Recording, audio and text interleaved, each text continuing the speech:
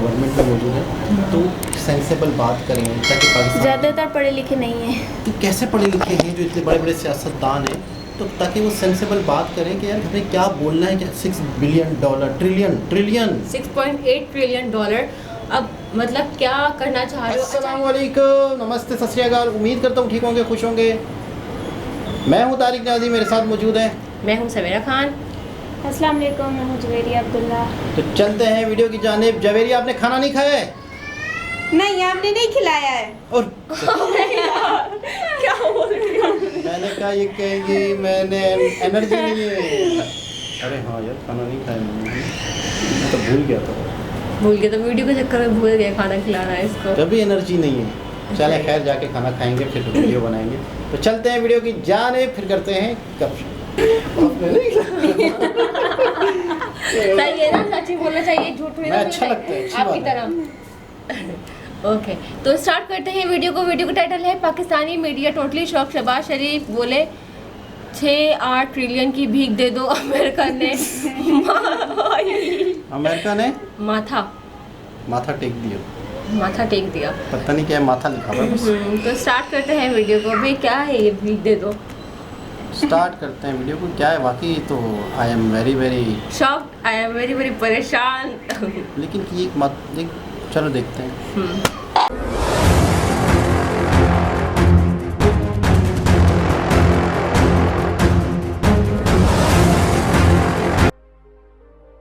Ideas and discourse. Developing countries will need an estimated $6.8 trillion. फिर से आ गए रे बाबा, इधर जहर खाने का पैसा नहीं है तो जा रे जा। $6.8 trillion by 2030. तेरा बाप यहाँ छोड़कर गया था कि तेरी माँ?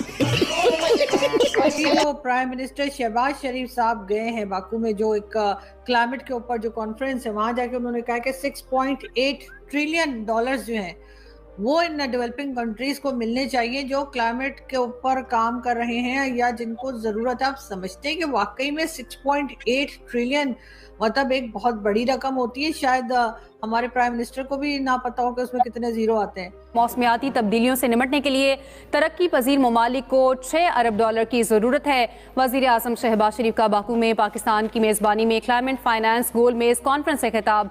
कहा तरक्की याफ्ता ममालिक को मौसमियाती तब्दीलियों से निपटने के लिए आगे आना होगा। पाकिस्तान को माज़ी करीब में 2 तबाहकुन सैलाबों का सामना करना पड़ा। पाकिस्तान अब तक सैलाब से होने वाले नुकसानात से नहीं निकल सका। किसी ने बात की है कि पाकिस्तान की एक्सपोर्ट किस तरह बढ़ाई जाएगी?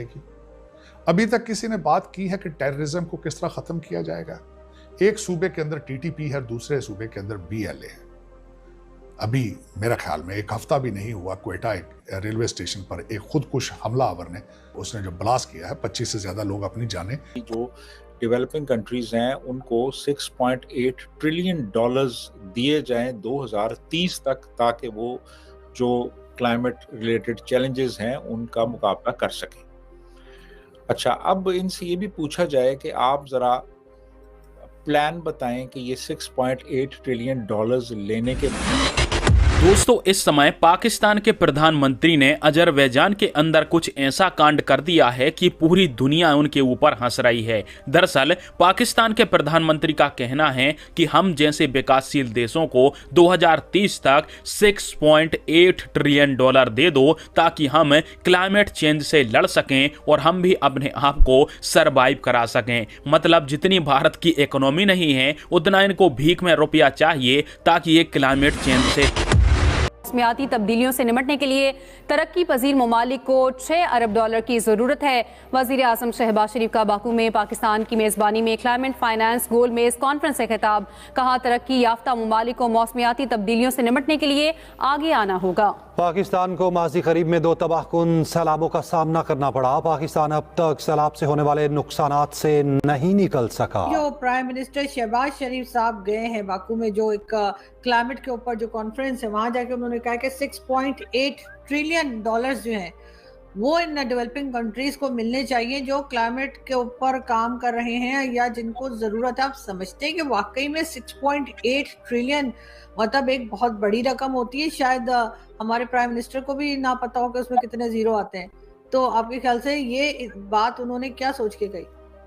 देखिए, ये बाकू में क्लाइमेट चेंज कॉन्फ्रेंस हुई, 29th UN climate change conference, तो उसमें ये गए थे। तो वहाँ पे इन्होंने कहा है जी, जो डेवलपिंग कंट्रीज हैं उनको 6.8 ट्रिलियन डॉलर्स दिए जाएं 2030 तक, ताकि वो जो क्लाइमेट रिलेटेड चैलेंजेस हैं उनका मुकाबला कर सकें। अच्छा, अब इनसे ये भी पूछा जाए कि आप ज़रा प्लान बताएं कि ये 6.8 ट्रिलियन डॉलर्स लेने के बाद आप करेंगे क्या।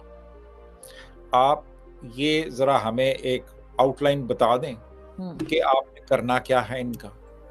और उससे पहले आप ज़रा एक कागज़ कलम उठाएं और 6.8 ट्रिलियन डॉलर ज़रा लिख के दिखाएं फिगर्स में कि वो कितने होते हैं। ठीक है, तो मैं बड़े वसूख से कह सकता हूं कि शहबाज शरीफ साहब जो है ना, वो 6.8 ट्रिलियन डॉलर्स हिंसों में नहीं लिख सकेंगे। वो कागज खत्म हो जाएगा, वो सिफर खत्म नहीं होंगे। और फिर ये इतना एक जो बड़ा, इतनी बड़ी डिमांड कर रहे हैं, इतनी रकम मांग रहे हैं, ये किस कैपेसिटी में मांग रहे हैं और ये करेंगे क्या, उसका कहाँ पे खर्च करेंगे? को थोड़ा सा बताएं ना, जिनसे आप मांग रहे हैं उनको जरा बताएं भी कि आपका आगे प्लान क्या है। आपका ऑपरेशनल आपकी वर्किंग क्या होगी? कहते हैं कि इंडिया जो है वो तो मुस्लिम उम्मा से या मुस्लिम ममालिक से खार रखता है, इस्लामोफोबिया की हम बात करते हैं, लेकिन यहाँ पे तो मामला कुछ और ही दिखाई दे रहे हैं। मतलब OIC में जो रिस्पेक्ट पाकिस्तान को मिलनी चाहिए वो इंडिया को मिल रही है। ये कोई छोटी बात नहीं है कि इंडिया के फॉरेन अफेयर मिनिस्टर जो हैं वो सऊदी अरेबिया नहीं गए, तो सऊदी अरेबिया के फॉरेन अफेयर मिनिस्टर जो हैं वो इंडिया चले गए हैं। पाकिस्तान को इग्नोर करके इंडिया को इस तरह से डील करना हमारे लिए तो बहुत इंसल्टिंग बात है। देखिए, ये इंसल्टिंग ये बात होनी थी। कब तक आखिर मईशत आपकी डिरेल, GDP आपकी गिरी, मईशत आपकी गिर गई, आपके सियासी मामलात नहीं ठीक, ये कब तक दूसरे ममालिक देखते हैं? भाई उनको आगे भी बढ़ना है, वो हमारे जैसे थोड़ी कि अब इसी चीज़ पे अटके रहें। देखें, पाकिस्तान, सऊदी अरेबिया को बेनिफिट क्या है पाकिस्तान से? सबसे पहले तो ये आप सुन लें, पैसा तो हम उनको कोई देते नहीं है, हम लेने वाले होते हैं। हर दफ़ा हम जाएंगे कशकोल लेके, हमने पैसा लेना ही है सऊदी अरब से, देने वाले हम नहीं है। उनको जो सबसे मेन बेनिफिट था वो था कि उनको जब भी फौज की ज़रूरत पड़ती थी किसी मामलात में, वो हम उनको प्रोवाइड करते थे, उनका दिफा करते थे। लेकिन अब इंडिया ने, भाई स्ट्रेट फॉरवर्ड अंदर की बात बता रहा हूँ आपको, इंडिया ने ऑफर करवा दी है कि भाई हम आपको फौज देने को तैयार हैं। जहां आपको डिफेंस चाहिए, हमारी फौज आपका वहां आकर आपका डिफेंस करेगी। ये सऊदी अरब बात, इस बात से उनको एक अजीब ही कैफियत में डाल दिया कि भाई हम पाकिस्तान को पैसा देते हैं और हमें जस्ट बदले में फौज मिलती है। अब हम तिजारत करेंगे, उनसे पैसा लेंगे भी देंगे भी, तो हम उनकी फौज क्यों ना यूज कर लें। और इस पाकिस्तान को उन्होंने बिल्कुल तौर पर कट ऑफ कर दिया, यानी अब उन्हें पाकिस्तान की जरूरत रही ही नहीं। जैसे UAE को अब पाकिस्तान की जरूरत बिल्कुल भी नहीं है। इंडियन को देखें, वहाँ उन्होंने मंदिर बना दिया, सारा कुछ बनाते जा रहे हैं। टोटली दुबई ऐसे लगता है जैसे कोई कोलकाता या नई दिल्ली या बेंगलुरु है। टोटली वहाँ पर इंडियन अभी भी 6.2 मिलियन लोग रह रहे हैं सऊदी अरेबिया में। हालांकि वहाँ पर इंडियंस का रहना बड़ा मुश्किल है, यानी कि वहाँ अब देखें, अब एक इस्लामिक स्टेट है, वहाँ पर भी हिंदू भी दोस्तों, आप सभी को बता दूं कि पाकिस्तान के प्रधानमंत्री का एक ही मकसद रहता है कोप समिट के अंदर जाने का, कि जितना भी हो सके उतना पैसा ये क्लाइमेट चेंज के नाम पर पाकिस्तान ले आ सकें। पिछले साल यदि आप बताएंगे तो पिछले साल सभी देशों की तरफ से मिलाकर 2 से 3 बिलियन डॉलर का रुपया ही हुआ होगा, परंतु पाकिस्तान मुंह खोलकर बैठा था कि अकेले हमें ही 4 बिलियन डॉलर दो, क्योंकि हम क्लाइमेट चेंज से काफी ज्यादा प्रभावित हैं। और अब की बार तो उन्होंने हद ही पार कर दी। आपको पता है कि हमारी इकोनॉमी 4 ट्रिलियन डॉलर की हो चुकी है, जबकि पाकिस्तान के प्रधानमंत्री विकासशील देशों के लिए 2030 तक 6.8 ट्रिलियन डॉलर मांग रहे हैं। मतलब भीख मांगकर ये शायद भारत से पहले दुनिया की तीसरी सबसे बड़ी अर्थव्यवस्था बन जाएंगे। पता नहीं कौन से इलाज के हिसाब से इन्होंने यह बोला कि 6.8 ट्रिलियन इनको दे दो ताकि ये क्लाइमेट चेंज से बच सकें, और कौन सा पागल देश होगा जो कि पाकिस्तान को इतने पैसे देगा, खुद की इकोनॉमी को बर्बाद करेगा। परंतु पाकिस्तानियों के पास कोई ढंग का लॉजिक नहीं है, जिसके कारण से आज इनके प्रधानमंत्री के बयान की पूरी दुनिया में खिल्ली उड़ रही है और पाकिस्तान के मजे लिए जा रहे हैं कि भीख में इतना पैसा मांग रहे हैं। जी जनाब, ये थी, हाँ अब मैं आपको काम की बात बताऊं। पाकिस्तान में बहुत बुरा सैलाब आया था, पूरी दुनिया ने हमें पैसे दिए, पूरी दुनिया ने, और वो पैसे लोगों तक नहीं पहुंचे और लोगों ने एक दूसरे की मदद खुद से की है।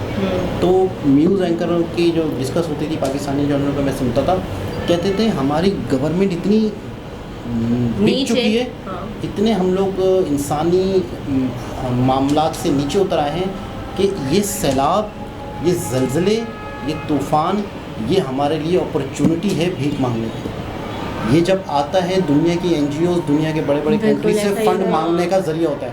अब वो कह रहे हैं कि मांगे भी हैं तो 6.8 ट्रिलियन मांग लिए और उसको पता भी नहीं होगा उसमें कितनी ज़रूरत है।